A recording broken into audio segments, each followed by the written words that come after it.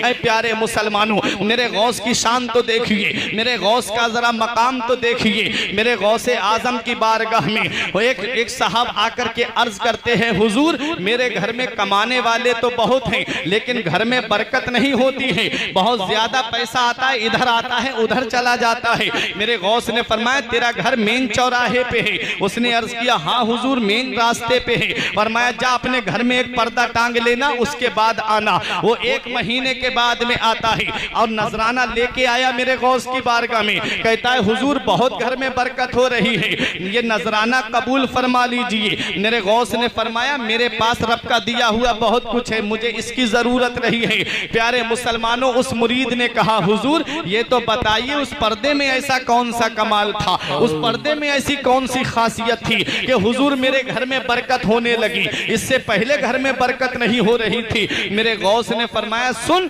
तेरा घर मेन चौराहे पे था, लोग तेरे घर के सामने से गुजरते थे, आते थे जाते थे, आते थे जाते थे, उन्हीं गुजरने वालों में बेनमाजी भी गुजरा करते थे। मेरे गौस फरमाते बेनमाजी की नजर जब तेरे घर के दरवाजे पे पड़ती थी, अल्लाह ने उसकी नुहूसत की वजह से तेरे घर की बरकत को खत्म कर दिया था। अल्लाह ने उसकी नुहूसत की वजह से तेरे घर की बरकत को खत्म कर दिया। अब मुझे बताओ उदयपुर के जिंदा दिल मुसलमानों, जिस घर में बेनमाजी की नजर पड़ जाए अल्लाह उस घर से बरकतें खत्म कर दे। और आज जिस घर के अंदर पूरी की पूरी फैमिली बेनमाजी हो, बाप नमाज नहीं पढ़ता, बेटा नमाज नहीं पढ़ता, उस बेटे की माँ नमाज नहीं पढ़ती, पूरी की पूरी फैमिली बेनमाजी है और रोना रो रहे हो मौलाना साहब ताबीज दे दो घर में बरकत नहीं होती, पीर साहब दुआ कर दो मेरे घर में बरकत नहीं होती। अरे नादान तुझे क्या पता ये घर में बरकत कैसे होती है। एक दिन मदीने वाले मुस्तफा हजरत फातिमा तो जहरा के मकान पे तशरीफ लाए। फजर की नमाज के बाद में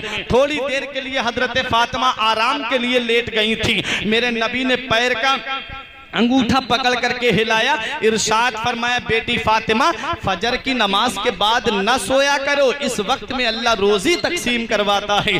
प्यारे मुसलमानों, इधर सूरज की लाइट हम पे पड़ती है तब हम सो करके उठते हैं, कोई दिन के 8 बजे कोई 9 बजे सो करके उठ रहा है, फिर कहते हो हमारे घर में बरकत नहीं होती। मेरे गौस फरमाते बेनमाजी की नजर घर के दरवाजे पे पड़ जाए तो अल्लाह उस घर से बरकतें खत्म कर देता है। जिस घर में पूरी फैमिली बेनमाजी होगी उसमें बरकत कहां से होगी। इसलिए ऐ प्यारे मुसलमानों, अपने घरों में खैरो बरकत चाहते हो तो अपने घरों में दीनी माहौल पैदा करो, अपने घर में नमाज की पाबंदी खुद भी करो, अपने घर वालों को भी फजर में उठाओ ताकि वो फजर की नमाज अदा करके रब की बारगाह में दुआ करें। अल्लाह तेरे घर में इतनी बरकतें अता फरमाएगा कि तेरी नस्लें खाएंगी फिर भी वो बरकत खत्म नहीं होगी। आज हम औलाद का रोना रोते हैं, अगर हम नमाज पढ़ने जाएंगे तो बेटों के लिए कमा के कहां से लाएंगे।